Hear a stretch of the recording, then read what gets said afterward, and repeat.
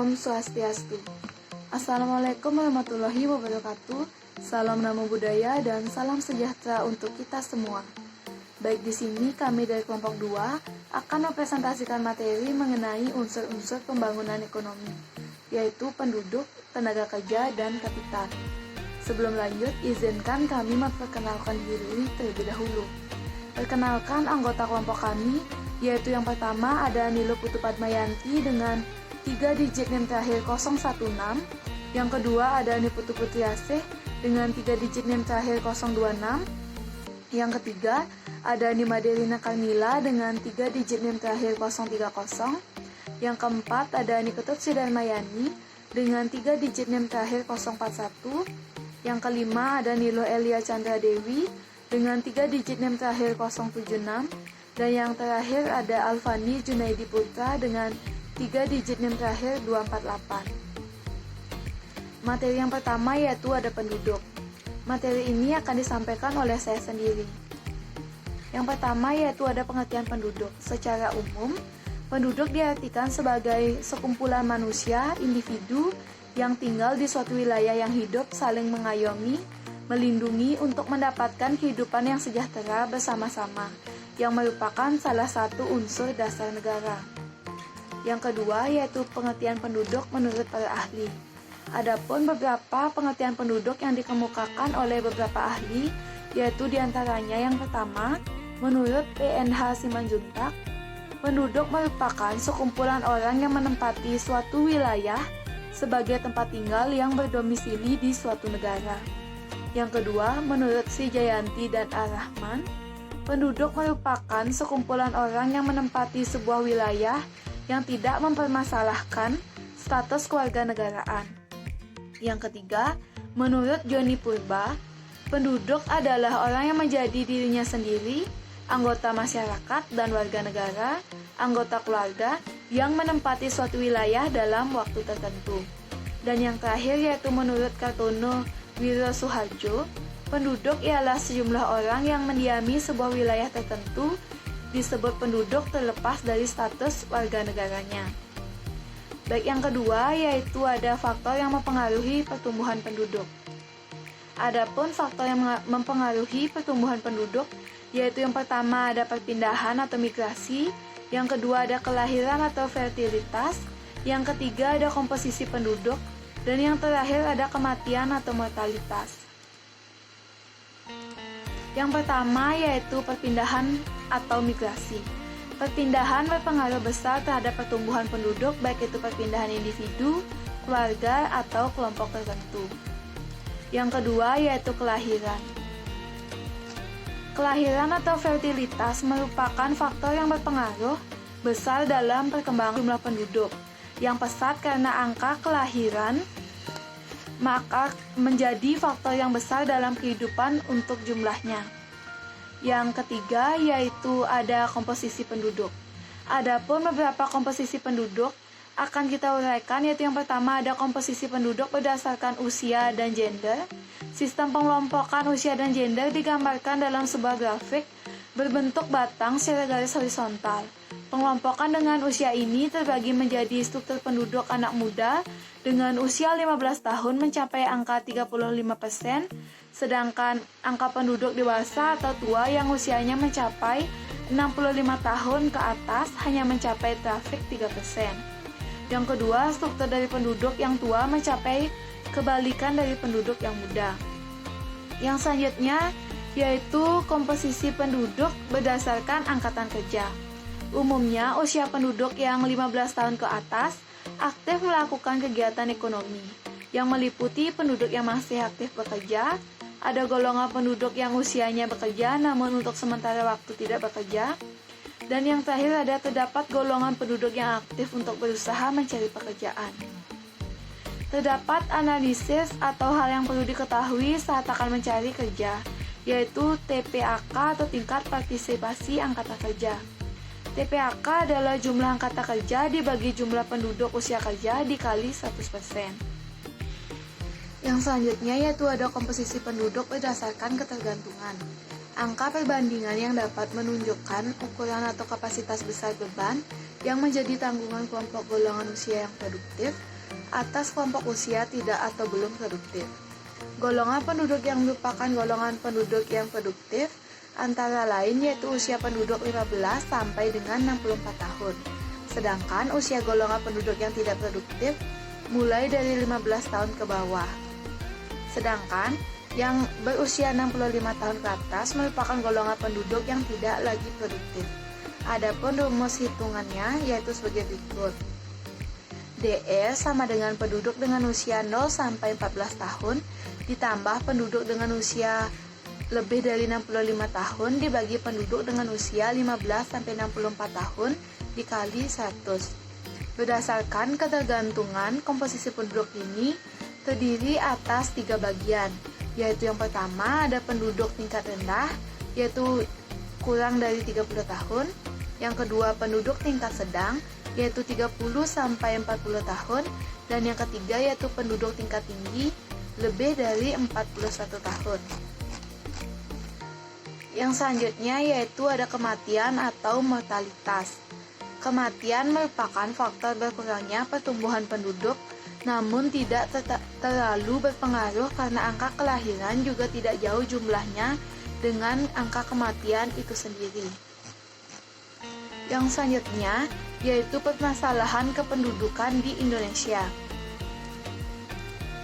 Adapun permasalahan kependudukan di Indonesia yaitu persebaran penduduk yang tidak merata, situasi struktur umur penduduk yang kurang menguntungkan, kualitas penduduk yang rendah, dan tingkat pertumbuhan penduduk yang tinggi.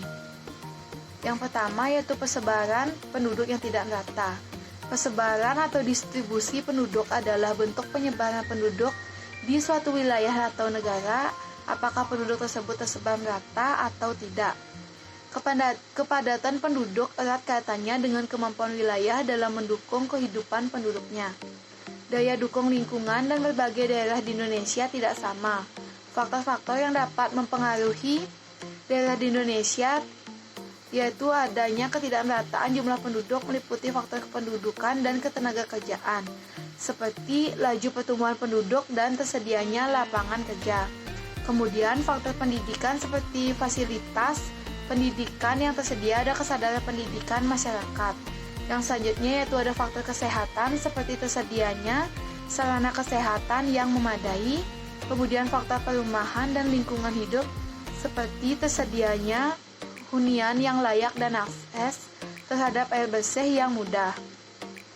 Yang kedua yaitu ada situasi struktur umur penduduk yang kurang menguntungkan. Jumlah penduduk kebanyakan berumur muda dan itu akan menjadi yang tantangan berat bagi pembangunan. Di Indonesia, menurut sensus penduduk pada 1980, jumlah penduduk yang berumur muda kurang lebih berjumlah 100 juta. Tolak ukur yang bisa dipergunakan untuk menentukan umur muda adalah 30 tahun ke bawah. Dari jumlah itu, sepertiganya berusia di bawah 15 tahun. Jumlah anak yang berada di bawah usia 5 tahun sekitar 22 juta orang. Menurut sensus penduduk pada 2000, struktur umur penduduk dikelompokkan dalam 3 kelompok, yaitu kelompok umur muda 0 sampai 14 tahun, kelompok umur produktif 15 sampai 64 tahun, dan kelompok umur tua 65 tahun atau lebih. Yang selanjutnya yaitu kualitas penduduk yang rendah. Masalah kependudukan di Indonesia dalam hal kualitas adalah masalah kependudukan dalam hal mutu kehidupan dan kemampuan sumber daya manusianya. Masalah-masalah yang menyebabkan kualitas penduduk yang rendah adalah yang pertama masalah pendidikan. Pendidikan merupakan salah satu indikator kualitas penduduk. Semakin tinggi tingkat pendidikan yang dicapai, maka semakin tinggi pula kualitas sumber daya manusia yang dimilikinya. Yang kedua, masalah kesehatan. Tingkat kesehatan merupakan salah satu indikator kualitas penduduk suatu negara. Dalam hal ini, tingkat kesehatan dapat diindikasikan dari angka kematian bayi, angka kematian ibu melahirkan, ketercukupan gizi makanan, dan usia harapan hidup. Yang selanjutnya yaitu ada rendahnya pendapatan per kapita. Pendapatan per kapita adalah banyaknya pendapatan kotor nasional dalam 1 tahun dibagi jumlah penduduk. Pendapatan per kapita mencerminkan tingkat kemakmuran suatu negara. Keadaan ini menggambarkan bahwa tingkat kehidupan masyarakat Indonesia masih didominasi masyarakat miskin atau masyarakat prasejahtera dengan tingkat penghasilan yang relatif rendah. Kondisi semacam ini dapat disebabkan keadaan sumber daya alam yang tidak merata di tiap daerah ataupun karena ketidakseimbangan sumber daya manusia yang ada di setiap daerah. Yang keempat yaitu ada tingkat pertumbuhan penduduk yang tinggi.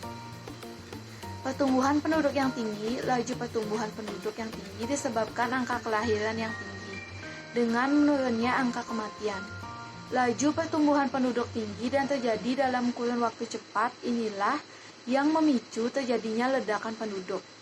Ledakan penduduk erat kaitannya dengan peningkatan kemiskinan, pengangguran, kriminalitas, pemukiman kumuh, kelaparan, dan masalah sosial lainnya. Peningkatan angka kemiskinan terjadi apabila pertumbuhan penduduk yang tinggi tidak diimbangi dengan pertumbuhan ekonomi yang baik disertai pemerataan pendapatan. Peningkatan pengangguran mungkin terjadi apabila pertambahan jumlah penduduk, utamanya penduduk usia kerja, dengan ketersediaan lapangan kerja yang memadai yang dapat berujung pada peningkatan kasus kriminalitas. Yang selanjutnya yaitu ada populasi penduduk di dunia. Populasi penduduk dunia. Menurut Yayasan untuk Populasi Dunia Jerman atau DSW di akhir 2019 kemarin, populasi keberadaan penduduk di dunia diperkirakan mencapai 7,75 miliar dengan berbagai macam ras, perbedaan, persamaan yang tersebar di seluruh bagian dunia. Dari perkiraan jumlah penduduk yang mencapai 7,75 miliar, mengalami peningkatan sebesar 83 juta dihitung sejak 1 Januari 2019. Dan angka ini menayangkan dengan jumlah penduduk yang ada di Jerman. Diperkirakan angka peningkatan populasi dunia meningkat dengan jumlah 156 setiap menit berjalan. DSW juga memperkirakan populasi yang ada di dunia akan terus meningkat dengan melampaui angka 8 miliar dalam kurun waktu 4 tahun ke depan. Dilihat dari laporan prospek populasi dunia PBB yang diketahui rilis pada bulan Juni tahun 2019, populasi penduduk dunia diperkirakan mencapai 9,7 miliar di tahun 2050 nanti. Terdapat juga laporan yang juga memprediksi bahwa di 30 tahun yang akan mendatang, lebih dari setengah populasi penduduk di dunia akan terkonsentrasi atau dominan di negara India, Nigeria, Indonesia, Pakistan, Ethiopia, Tanzania, Mesir, Republik Demokratik Kongo, dan Amerika Serikat. Terakhir, ada laporan bahwa pada tahun 2027, negara India akan menyaingi jumlah populasi penduduk yang ada di negara Cina. Baik, sekian materi yang dapat saya sampaikan mengenai penduduk. Materi selanjutnya akan disampaikan oleh rekan saya. Sekian, terima kasih. Baik, saya akan melanjutkan presentasi mengenai tenaga kerja, yakni pengertian tenaga kerja. Menurut Undang-Undang Nomor 13 Tahun 2003, Bab 1 Pasal 1 Ayat 2 mengungkapkan bahwa tenaga kerja ialah setiap orang yang dapat bekerja untuk menghasilkan barang atau jasa, baik untuk subsisten dan untuk masyarakat. Adapun pengertian tenaga kerja menurut para ahli, yakni menurut Pokok Ketenagakerjaan Nomor 14 Tahun 1969, yang menyatakan bahwa tenaga kerja adalah setiap orang yang dapat melakukan pekerjaan baik di dalam maupun di luar hubungan kerja guna menghasilkan barang atau jasa untuk memenuhi suatu kebutuhan masyarakat. Menurut Undang-Undang Nomor 13 Tahun 2003 tentang Ketenagakerjaan, bahwasanya tenaga kerja ialah setiap orang yang dapat melakukan pekerjaan guna menghasilkan barang dan jasa, baik untuk memenuhi suatu kebutuhan sendiri maupun untuk masyarakat. Menurut Dr. A. Hamzah S.A. yang menyatakan bahwa tenaga kerja ialah meliputi tenaga kerja yang bekerja di dalam maupun di luar hubungan kerja dengan alat produksi utamanya dalam proses produksi tenaga kerja itu sendiri, baik tenaga fisik maupun pikiran. Menurut Dr. Payaman dikutip A. Hamzah menyatakan bahwa tenaga kerja ialah manpower, yaitu yaitu penduduk yang sudah atau sedang bekerja ataupun sedang mencari pekerjaan, serta yang sedang melaksanakan pekerjaan lain. Menurut Eng Ahman dan Epi Indriani menyatakan bahwa tenaga kerja ialah seluruh jumlah penduduk yang dianggap mampu bekerja dan sanggup bekerja bila ada permintaan kerja. Menurut Alam S menyatakan bahwa tenaga kerja ialah penduduk yang berusia 15 tahun ke atas untuk negara berkembang dan 15 tahun hingga 64 tahun untuk negara maju. Menurut Suparmoko dan Icuk Ranggabuwono menyatakan bahwa tenaga kerja ialah penduduk yang sudah memasuki usia kerja dan juga mempunyai pekerjaan, yang sedang mencari pekerjaan, dan yang sedang melakukan kegiatan lain seperti sekolah, kuliah, dan mengurus rumah tangga. Yang terakhir, menurut Syamsul Arifin, Dian Ediana Rai, Charles dan Joseph, yang menyatakan bahwa tenaga kerja adalah faktor produksi yang sifatnya homogen dalam suatu negara, namun bersifat heterogen ataupun tidak identik antar negara. Jenis-jenis tenaga kerja. Jenis-jenis tenaga kerja ada 3, yaitu tenaga kerja terdidik, tenaga kerja terlatih, dan tenaga kerja tidak terdidik dan juga tidak terlatih. Tenaga kerja terdidik yaitu suatu tenaga kerja yang mempunyai keahlian atau keterampilan di bidang tertentu dengan cara sekolah atau pendidikan formal dan informal. Contohnya pengacara, dokter, guru, dan lain sebagainya. Yang kedua, tenaga kerja terlatih, yakni tenaga kerja ataupun personil kerja yang dilatih oleh tenaga kerja dengan keahlian tertentu dengan melalui suatu pengalaman kerja. Nah, tenaga kerja terlatih ini perlu untuk melakukan praktek sehingga lebih mendalami dan juga menguasai pekerjaannya. Contohnya yakni apoteker, ahli bedah, mekanik, dan lain sebagainya. Yang terakhir, tenaga kerja tidak terdidik dan juga tidak terlatih. Nah, tenaga kerja tidak terdidik dan juga tidak terlatih ini merupakan tenaga kerja terampil dan juga pekerja terampil yang dilatih untuk mengandalkan kekuatannya sendiri tanpa perlu pelatihan khusus dan juga tanpa perlu pendidikan formal. Contohnya pelayan dan lain sebagainya.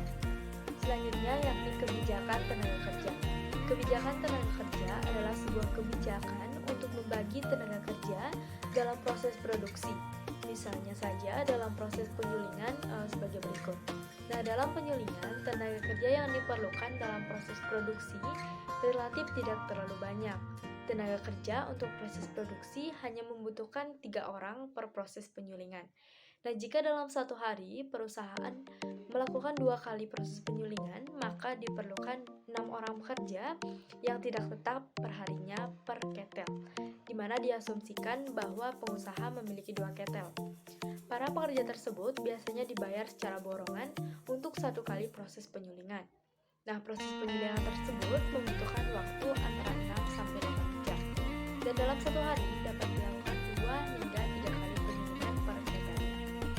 Nah, ini merupakan salah satu kebijakan tenaga kerja dalam memproduksi dalam proses penyulingan. Baik, saya akan melanjutkan materi mengenai faktor produksi tenaga kerja. Faktor produksi tenaga kerja yaitu faktor produksi yang berupa tenaga kerja manusia, di mana akan mendapatkan balas jasa berupa upah atau gaji. Berdasarkan sifatnya, faktor produksi tenaga kerja dibagi menjadi 2, yaitu tenaga kerja jasmani merupakan kegiatan kerja yang lebih banyak menggunakan kekuatan jasmani atau fisik. Contohnya itu adalah kuli dan juga buruh. Yang kedua itu adalah tenaga kerja rohani, merupakan kegiatan kerja yang lebih banyak menggunakan kekuatan pikiran atau otak. Contohnya itu adalah guru, pengajar, menteri, direktur, dan lain-lain. Berdasarkan kemampuan, faktor produksi tenaga kerja dibagi menjadi 3, yaitu tenaga kerja terdidik yang memerlukan pendidikan khusus dan teratur, dihasilkan dari lembaga pendidikan formal dari tingkat SD sampai dengan perguruan tinggi seperti universitas atau sekolah tinggi. Contohnya itu insinyur, dokter, guru, akuntan, hakim, pengacara, dan lain-lain. Yang kedua itu adalah tenaga kerja terlatih, yang memerlukan latihan dan pengalaman. Tenaga kerja ini disiapkan melalui lembaga pendidikan dan pelatihan khusus. Contohnya itu adalah montir untuk bengkel, kendaraan, operator alat berat, juru masak, koki, juru las, dan lain-lain. Yang ketiga itu adalah tenaga kerja tidak terdidik dan tidak terlatih, yaitu tenaga kerja yang tidak memerlukan pendidikan atau latihan khusus. Tenaga kerja ini tidak memiliki keahlian dan juga keterampilan. Contohnya itulah kuli, tukang, pemulung, dan lain-lain. Selanjutnya yaitu mengenai materi cara mengatasi permasalahan ketenagakerjaan. Yang pertama yaitu memperluas kesempatan kerja. Perluasan kesempatan kerja adalah upaya untuk menciptakan lapangan pekerjaan baru untuk mengembangkan lapangan pekerjaan yang tersedia. Yang kedua yaitu mengurangi tingkat pengangguran.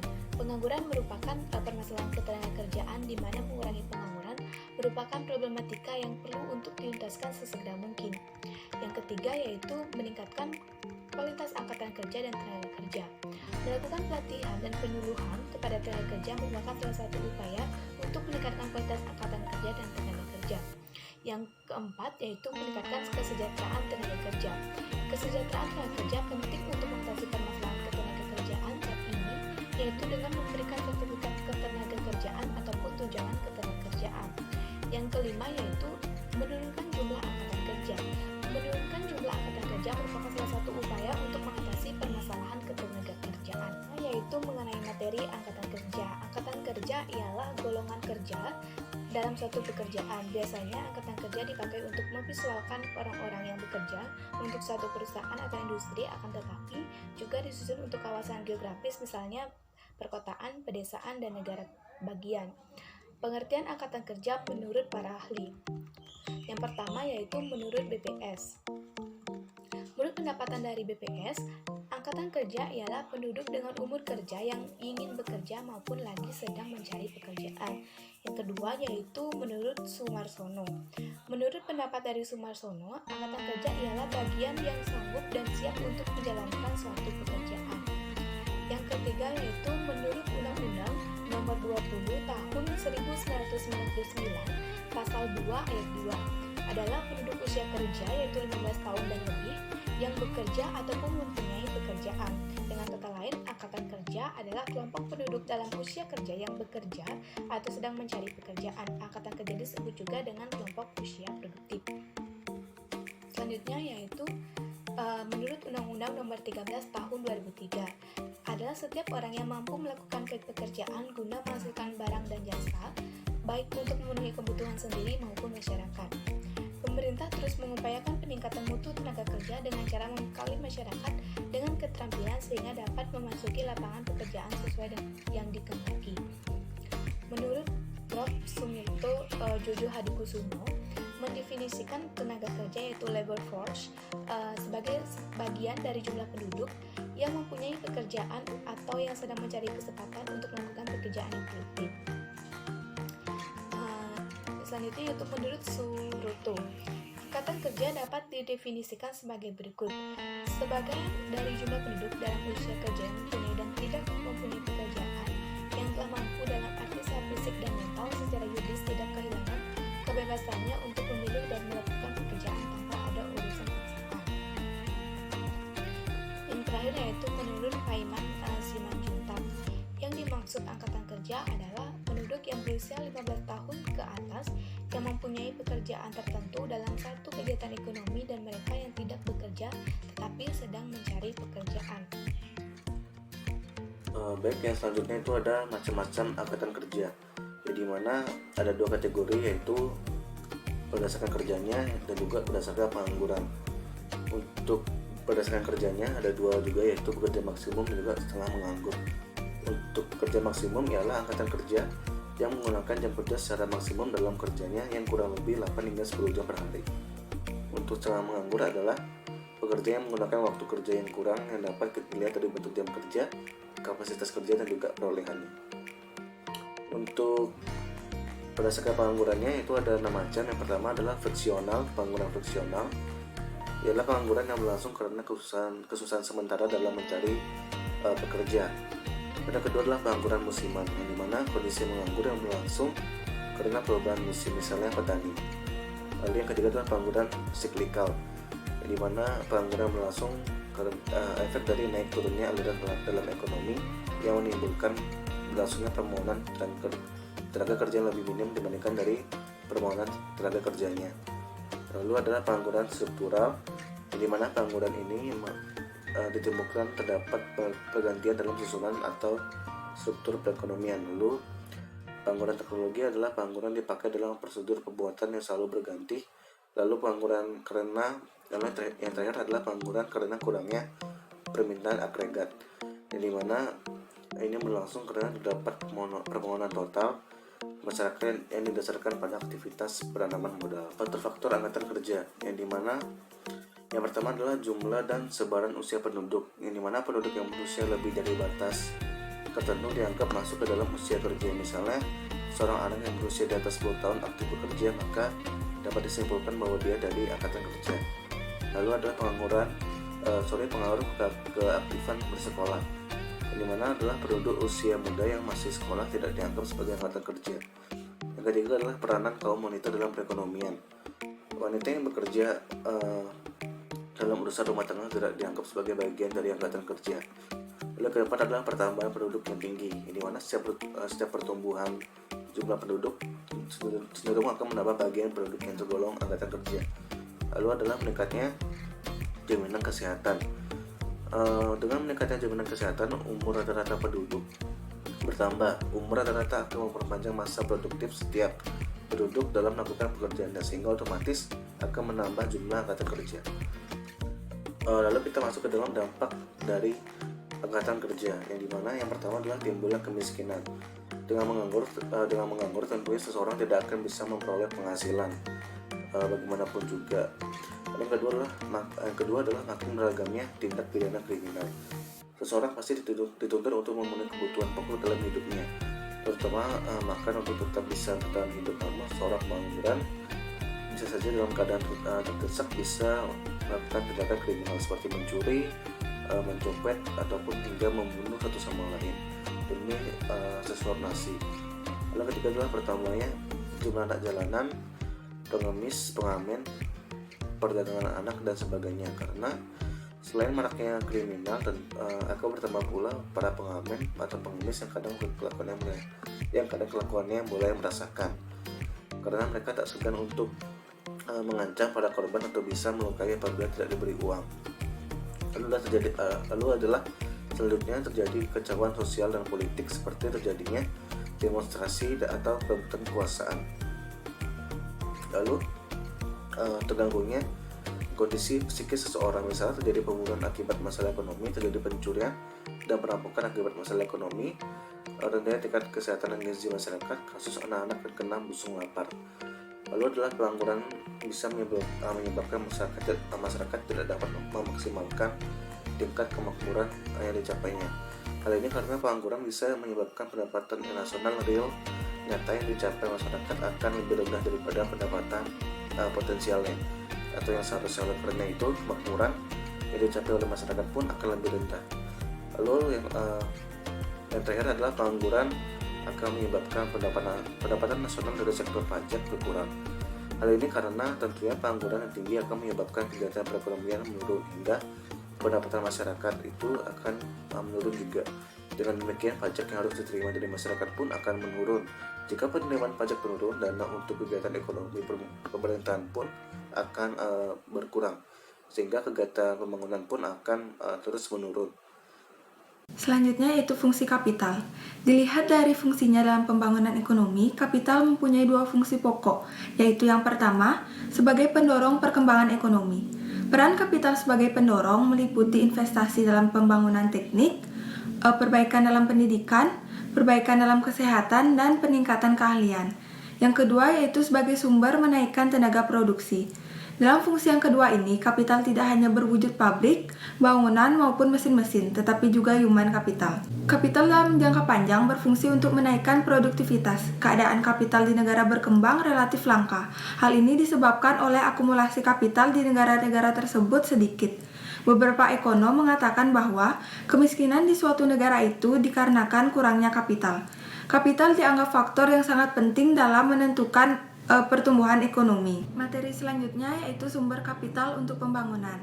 Yang pertama yaitu sumber fisik kapital, dapat terbentuk dengan cara penggantian faktor-faktor produksi dari penggunaan yang kurang efisien ke penggunaan yang efisien. sehingga faktor-faktor yang menganggur secara tersembunyi dapat dimanfaatkan bagi pembangunan tanpa menurunkan produksi pada sektor semula. Misalnya yaitu penggunaan tenaga kerja yang menganggur tersembunyi di sektor pertanian dapat dimanfaatkan untuk pembangunan irigasi, jalan-jalan pedesaan, dan sebagainya. Yang kedua ada sumber dana finansial, di mana sumber dana finansial ini dapat dikelompokkan menjadi yang pertama tabungan masyarakat. Tabungan masyarakat adalah bagian dari pendapatan masyarakat yang tidak dibelanjakan untuk kebutuhan konsumsi. Hal ini dapat berupa tabungan, taska, tahapan, premi, asuransi, dan deposito berjangka. Tabungan ini dikelola bank untuk dipinjamkan pada investor. Yang kedua ada pajak atau tabungan paksa. Pemberlakuan pajak akan berdampak pada menurunnya konsumsi masyarakat karena berkurangnya pendapatan. Pemerintah memaksa unit-unit ekonomi yang lain seperti rumah tangga dan perusahaan untuk mengurangi pendapatan mereka dengan cara membayar pajak kepada pemerintah. Pengaruh pajak terhadap produksi tampak pada kemampuan dan kemauan untuk bekerja, menabung, dan berinvestasi. Yang ketiga yaitu tabungan pemerintah. Tabungan pemerintah diperoleh dari sisa penerimaan rutin yang dipakai untuk membiayai pengeluaran rutin. Semakin besar tabungan pemerintah, jelas semakin besarlah dana yang tersedia untuk pembangunan. Yang keempat yaitu pinjaman pemerintah. Pinjaman pemerintah dapat berupa pinjaman sukarela dan pinjaman paksaan yang bersumber dari dalam negeri maupun luar negeri. Yang kelima yaitu inflasi. Inflasi merupakan suatu keadaan di mana harga-harga umum meningkat secara terus-menerus. Inflasi pada ukuran besar berpotensi menyebabkan struktur harga akan rusak, struktur upah juga akan rusak. Investasi akan terhenti dan digantikan dengan usaha spekulasi, serta ekspor menjadi tidak menguntungkan karena timbul disparitas harga. Yang terakhir yaitu investasi asing. Investasi asing dilakukan oleh pemilik modal asing atau dari dalam negeri. Investasi asing dapat berupa investasi langsung maupun investasi portofolio pembelian saham. Selanjutnya yaitu kriteria penggunaan kapital. Terdapat beberapa kriteria dalam penggunaan kapital untuk investasi dalam pembangunan. Di antaranya yaitu yang pertama, kriteria neraca pembayaran. Menurut kriteria ini, penggunaan kapital hendaknya digunakan pada sektor-sektor yang dapat mengurangi kesulitan-kesulitan dari neraca pembayaran internasional di waktu yang akan datang. Penggunaan kapital untuk investasi jangan sampai menyebabkan terjadinya kenaikan impor dan hendaknya digunakan pada sektor-sektor yang tidak membutuhkan barang-barang kapital dari luar negeri. Kapital hendaknya digunakan untuk menaikkan volume ekspor dengan cara memproduksi barang-barang substitusi impor maupun menaikkan produksi barang-barang untuk diekspor. Apabila ada kenaikan impor, akan disertai dengan kenaikan pendapatan sebagai akibatnya adanya investasi-investasi tersebut. Yang kedua yaitu kriteria produktivitas sosial marginal, di mana kriteria kedua ini berarti bahwa investasi itu hendaknya digunakan pada proyek-proyek yang dapat diharapkan dapat memberikan hasil tertinggi atau digunakan pada proyek-proyek yang paling menguntungkan. Yang ketiga yaitu kriteria intensitas faktor-faktor produksi. Kapital hendaknya digunakan pada proyek yang dapat menghemat penggunaan kapital, karena kapital merupakan faktor yang langka di suatu negara. Dengan kata lain, kapital hendaknya digunakan pada proyek dengan intensitas kapital rendah atau kapital yang sedikit tetapi dapat menghasilkan output yang banyak. Yang keempat yaitu kriteria bagian investasi kembali. Investasi harus digunakan sedemikian rupa sehingga mengakibatkan investasi per kapita untuk masa yang akan datang makin bertambah. Kriteria ini mengusahakan supaya tingkat investasi semakin lama semakin bertambah besar, sehingga dapat mengimbangi pertambahan penduduk. Dalam arti, pertambahan kapital harus lebih besar daripada pertumbuhan penduduk, sehingga income per kapita dapat menjadi bertambah besar. Yang terakhir yaitu kriteria operasional. Menurut kriteria ini, penggunaan kapital dalam suatu proyek ada 3 faktor yang perlu diperhatikan, yaitu tingkat perputaran kapital dari investasi itu, keuntungan sosial yang ada, dan pengaruhnya terhadap neraca pembayaran nasional. Baik, saya Elia di sini akan menjelaskan mengenai teori penggunaan kapital. Teori penggunaan kapital ini dibagi menjadi 2, yakni teori usaha perlahan-lahan atau gradualist, dan yang kedua teori dorongan besar atau big push theory. Langsung saja kita bahas satu persatu, yakni yang pertama teori usaha perlahan-lahan atau gradualist. Menurut teori ini itu dilakukan oleh negara terbelakang yang hendaknya dilakukan secara perlahan-lahan. Teori ini cocok untuk dilakukan oleh negara yang sedang berkembang. Investasi hendaknya diusahakan untuk memajukan industri-industri kecil, pembangunan masyarakat, desa, dan lain-lain yang menggunakan kelebihan tenaga kerja. Penggunaan kapital yang banyak diusahakan untuk proyek yang memberikan keuntungan yang sifatnya lebih besar ya dari kegiatan yang sifatnya padat karya atau labor intensive. Selanjutnya yang kedua yakni teori dorongan besar atau big push theory. Menurut teori ini, suatu usaha harus dilaksanakan atau dilakukan secara besar-besaran. Karena kalau suatu usaha untuk menaikkan pendapatan hanya dilakukan secara kecil-kecilan atau dengan kapital yang sedikit, justru akan mendorong pertumbuhan penduduk saja. Dari kedua teori yakni teori usaha perlahan-lahan dan teori dorongan besar mengilhami munculnya dua model pembangunan, yakni pembangunan seimbang dan pembangunan tidak seimbang. Baik, yang pertama di sini yakni pembangunan seimbang. Teori pembangunan seimbang ini mengatakan bahwa pembangunan yang dilaksanakan harus serentak dan harmonis di berbagai sektor ekonomi, sehingga semua sektor tersebut dapat tumbuh secara bersama. Adapun tujuan dilakukannya atau dilaksanakannya pembangunan seimbang adalah supaya proses pembangunan itu tidak menghadapi hambatan-hambatan dalam memperoleh bahan baku, tenaga ahli, sumber daya energi seperti air dan listrik, dan fasilitas-fasilitas lainnya. Para ahli menyebut teori pembangunan seimbang ini sebagai teori besar-besaran atau big push theory. Apabila akan melakukan pembangunan seimbang ini, tingkat investasi yang dilakukannya itu harus lebih besar dibandingkan tingkat investasi yang dilaksanakan sebelumnya. Kemudian apa saja sih keunggulan dan kelemahan dari strategi pembangunan seimbang ini? Adapun keunggulan strategi pembangunan seimbang yakni saling membantu antar sektor serta mengurangi kesulitan-kesulitan dalam penawaran yang berpotensi untuk menghambat perkembangan di antara masing-masing sektor. Selanjutnya, apa saja sih kelemahannya? Adapun kelemahannya yaitu masyarakat yang masih rendah tingkat pendapatannya sulit untuk mengubah sistem perekonomian yang tradisional menjadi sistem perekonomian yang lebih bersifat modern. Serta sistem ini tidak cocok untuk negara yang sedang berkembang karena tentu saja membutuhkan kapital yang sangat besar. Kedua, yakni pembangunan tidak seimbang. Pembangunan tidak seimbang ini digunakan untuk menyatakan bahwa program pembangunan disusun dengan sedemikian rupa sehingga dalam perekonomian tersebut akan timbul kelebihan dan kekurangan dalam berbagai sektor, sehingga menimbulkan distorsi dan ketidakstabilan dalam perekonomian. Adapun menurut Hirschman, pembangunan tidak seimbang didasarkan pertimbangan bahwa secara historis pembangunan ekonomi terjadi arahnya tidak seimbang. Selanjutnya, kita harus mengetahui mengenai keunggulan dan kelemahan dari strategi pembangunan tidak seimbang ini. Keunggulannya yakni mendorong kemajuan ekonomi yang lebih cepat dengan biaya ekspansi yang dapat diminimumkan. Lalu kesulitan-kesulitan dan kelangkaan bersama dengan perkembangan yang tidak seimbang akan mendorong kemajuan teknologi dan dapat menarik wira swasta baru. Kelemahannya yakni pembangunan tidak seimbang dapat menyebabkan terjadinya gap di antara sektor. Disimpulkan bahwa penduduk merupakan sekumpulan manusia, individu, yang tinggal di suatu wilayah yang hidup saling mengayomi, melindungi untuk mendapatkan kehidupan yang sejahtera bersama-sama, yang merupakan salah satu unsur dasar negara.